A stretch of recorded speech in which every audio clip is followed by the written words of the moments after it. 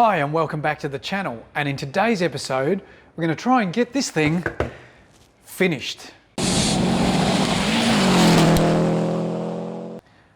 So in the last episode, which we cut short because we had more work to do, we discovered that the fuel tank was full of rust and muck. And here's a shot when we pulled the tank out of the brown liquid inside there, horrible mud that was going through the pump and ultimately through the fuel filter as well. Hopefully it didn't get into the injectors. So the only way to sort that out really is to pull the fuel tank out. There's a couple of options with these fuel tanks. They can be treated and acid washed out. Usually radiator repair shops can do those, and we were considering that, or replace the tank altogether and put a second-hand tank in it. In this particular case, I've used a GD fuel tank. The GD tanks are pretty much the same as the GC. However, some of the plumbing's different, so we've had to swap over the plumbing and the wiring from the GC tank to the GD, and now it's time to put it back in. So I won't show you the whole process. It's not that exciting. You do have to drop everything out of the rear end, rear diff, all the rear suspension, rear cradle, etc. to get it in there. And once it's back in the car, it'll be a good thing.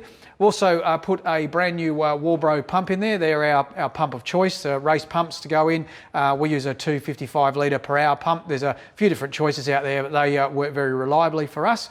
And that should be a good thing for the customer. Once the tank's back in the car, we'll get a fuel filter in it, some fresh fuel in the tank, and fire it up and see how it goes. And certainly then we'll know at least the fuel system is sorted. So there's a couple of hours work here to put this whole thing back together again, and then we should be pretty good to go with it all.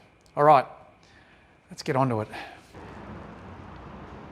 So a bit of a sped up version here. As you can see, there's a fair bit of work to get the fuel tank in and out of these cars.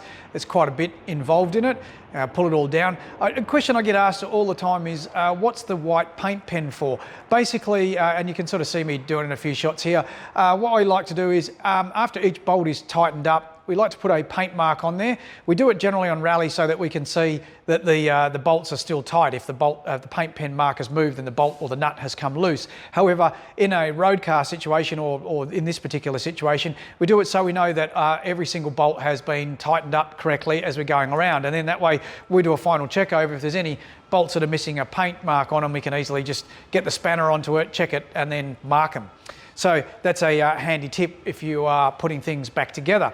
Righto, so now we're going to try and get the dump pipe sorted on this, and also get the fuel filter replaced. Now we need to flush some fuel through the lines first and run the pump, so we'll have to put some fresh fuel in the tank, and then get the filter in, and then we'll try and start the car. I'm going to change the dump pipe over. I said at the previous episode, got a different dump pipe to put on this, so we'll get that fitted up. It will need to go for an exhaust after that, but that'll be that sorted out. And then realistically, that's almost our work all done on the car. There's a few other bits and pieces to go, things like getting a sump guard under it, which we've got one of those that we can fit to it, and getting some rally tyres on it, and then the customer is going to sort out the rest. So let's get on with the last few bits and pieces for us, and then we'll finally be able to get this car returned to the customer so that they can get it prepped over the off-season, ready for racing next year.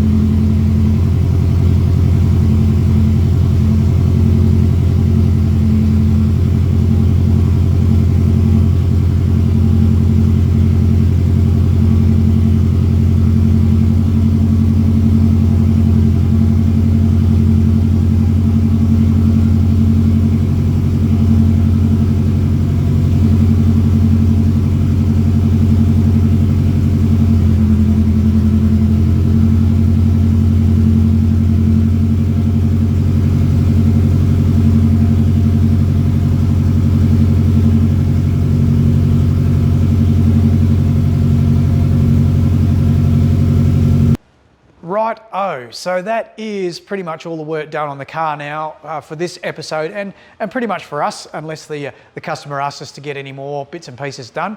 So thanks very much for watching. Hope you've enjoyed this. Can we get the 97 WRX running again properly? And I'm glad to say that it appears that we have, which is great news. So this should be a good rig for the customer to compete in next year. Please give us a thumbs up and subscribe, and we'll catch you again soon. Cheers.